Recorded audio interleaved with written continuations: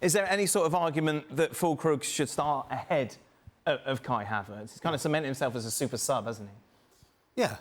No, I think... Listen, I think if you're Germany, you actually have to cool your jets a little bit and when you analyse this game, realise what you were up against. Right. You were up against a side that are nowhere close to you. You're up against a side that, in terms of performance, got it horribly wrong. And for the majority of the game, you were playing against 10 men. So you have to take all these things into account. And I don't see why he would start anything other than the 11 that started against Scotland. Would that not be a scenario if you're Germany, you're not going to have a lot of possession of the ball? Would Füllkrug not then be... I think you've got to get your rhythm going. And yes, he made changes, but, you know, I think it's important that the majority of players know what the starting 11 is. I think it's important you get a starting 11 and then you have people fighting to get in. And then you have people like Füllkrug coming on and saying, right, the only way I'm getting in this team is I score a hat-trick, never mind just score a goal. So I think it's important that you get an 11 and then you've got a couple of changes that you know you can make. But there's no way, in my opinion, you change the 11 that started this game. I think Havertz plays... They're two different players. I think Nagelsmann likes the Havertz movement and the link-up. And he's got a bit of physicality about him, as we know. He's a big lad. And he's a different player to Füllkrug. Füllkrug's one who posts up a little bit more. We'll sort of run the channels. We'll get in the box for crosses.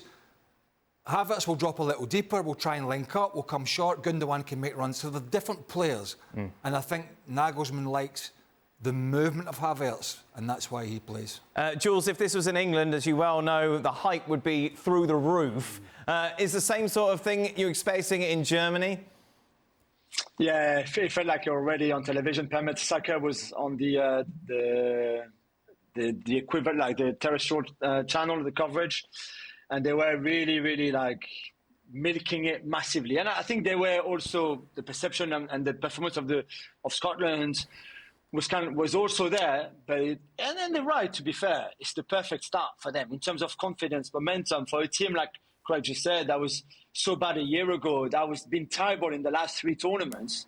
It's amazing, really amazing. So great start. You can only beat what's in front of you. 11 men, 10 men, it doesn't matter. They can think about the next game. But everything that Nagelsmann would have wanted to see, as we've been saying, he saw tonight. I like the fact that he took off Hendrik at half-time because he was already on a yellow card. Don't take any risks. There's no need. You win the second game, you're probably through. In the third game, you play your subs, you play Füllkrug, you play Chan, you play Thomas Müller, who came on, and who was really there for the leadership and the experience, not much more.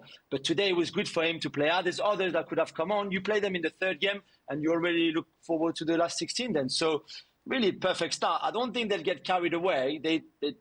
This is a football country. They know too well that you can't get carried away after a game like that. And then they see for the next game.